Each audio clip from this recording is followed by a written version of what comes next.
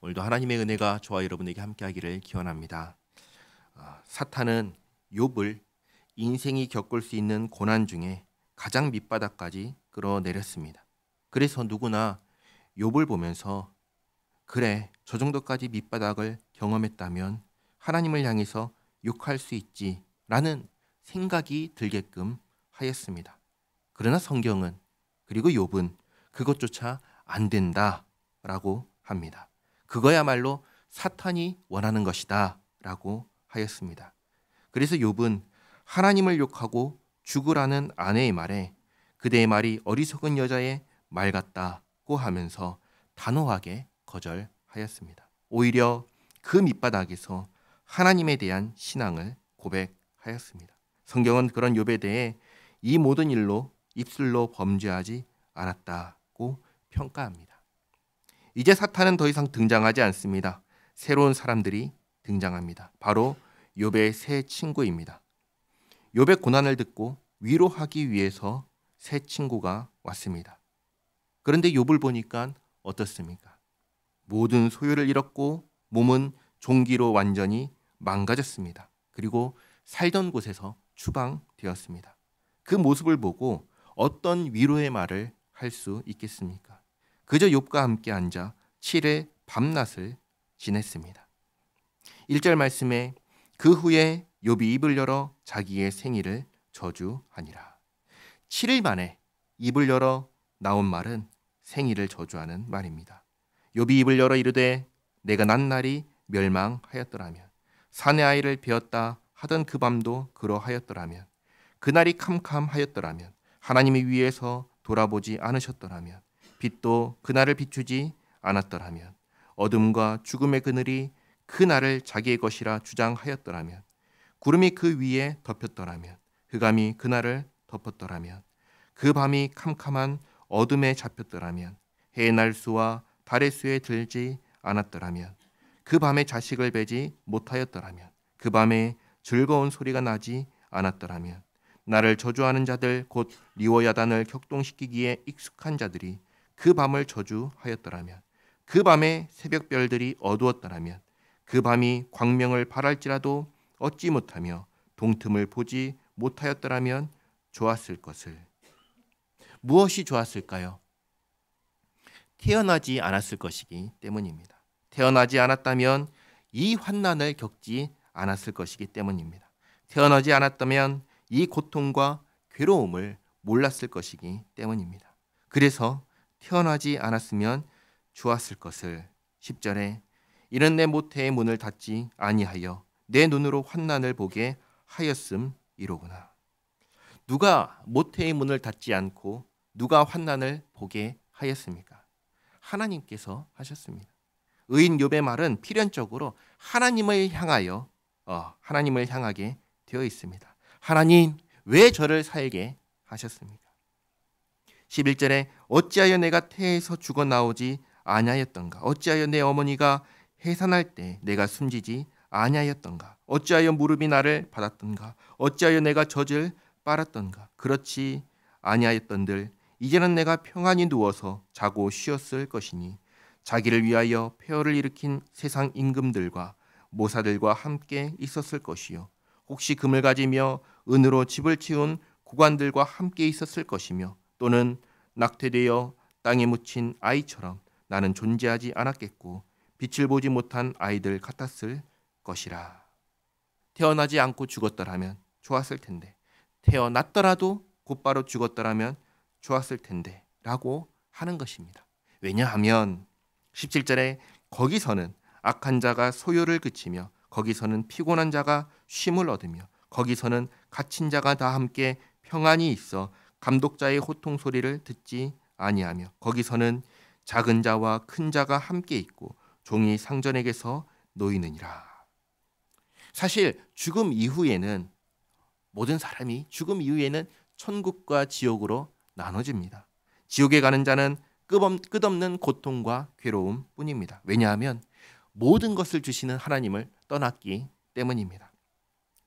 늘 이렇게 예를 들어 말씀을 드렸습니다. 하나님께서 물을 주시는데 하나님께서 주시는 물을 거부합니다. 그러면 이 세상 어디에서 물을 얻을 수 있을까요? 얻을 수가 없는 것입니다. 지옥은 그런 곳입니다. 하나님을 떠난 자가 처하는 곳이 지옥입니다. 아무것도 없는 오직 하나님의 진노만 있는 고통과 괴로운 곳이 지옥입니다. 그러니 지금 이 욥의 말대로 죽으면 쉼을 얻을 수 있느냐? 실제로는 그렇지 않습니다. 그러나 구약 성경을 보면 죽음 이후에 대해 명확하게 알려주지 않습니다. 그래서 지금 하는 말은 관찰되는, 눈으로 볼 수 있는 현상으로서의 죽음을 말하는 것입니다.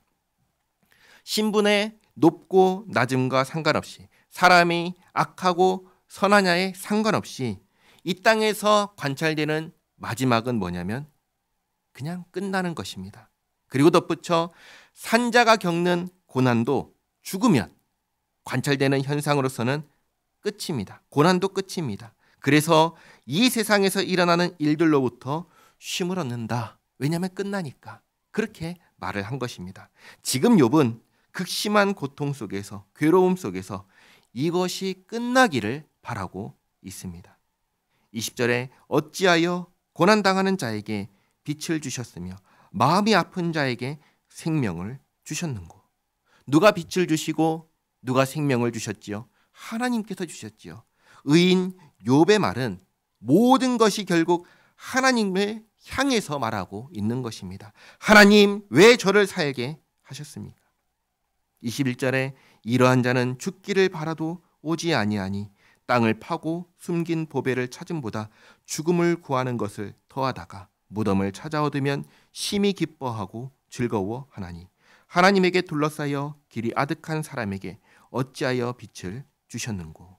다시 말해서 죽고 싶어도 죽을 수가 없다는 것입니다. 이 고통과 괴로움을 끝내고 싶어도 끝낼 수가 없다는 것입니다. 24절에 나는 음식 앞에서도 탄식이 나며 내가 앓는 소리는 물이 쏟아지는 소리 같구나. 내가 두려워하는 그것이 내게 임하고 내가 무서워하는 그것이 내 몸에 미쳤구나.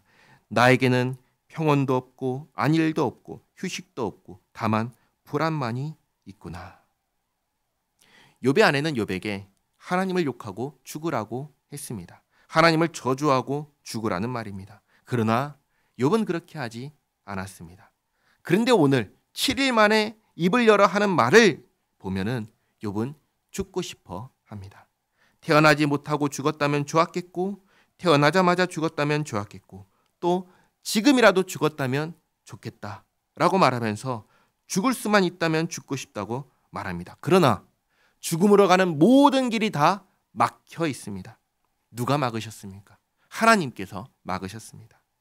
죽을 수도 없는 욥이 하는 말입니다. 하나님, 도대체 왜 저를 죽지도 못하게 하십니까? 그런데 이 욥처럼 죽고 싶어 했던 선지자가 있습니다. 바로 엘리야입니다. 또 있습니다. 예레미야입니다.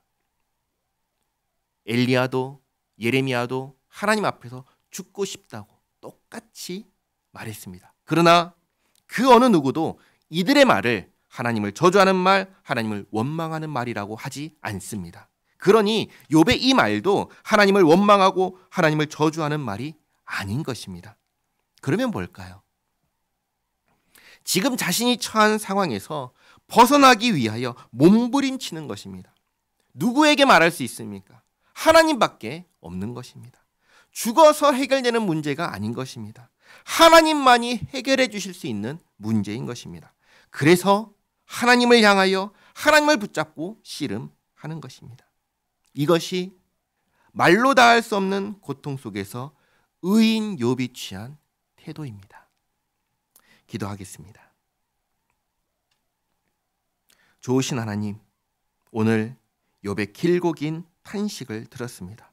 고통과 괴로움 속에서 하나님을 예배하고 찬양했고, 또 하나님을 욕하고 죽으라는 아내의 말에도 거절하며 입술로 범죄하지 않았습니다. 그리고 오늘 7일 만에 나온 욥의 말 속에는 죽고 싶으나 죽을 수 없는, 이제 그만 쉬고 싶으나 쉴 수 없는 고통과 괴로움 속에서 하나님만이 답이 되시고 하나님만이 해결해 주실 수 있다는 믿음으로 하나님을 향한 탄식을 보았습니다. 하나님, 우리의 탄식이 욥과 같기를 원합니다. 욥과 같이 오직 하나님만이 답이 되시고 하나님만이 해결해 주실 수 있다는 믿음으로 하나님을 향한 탄식이길 원합니다.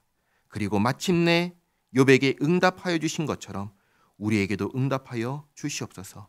우리의 인생을 선하게 인도하여 주시옵소서. 예수님의 이름으로 기도하옵나이다. 아멘.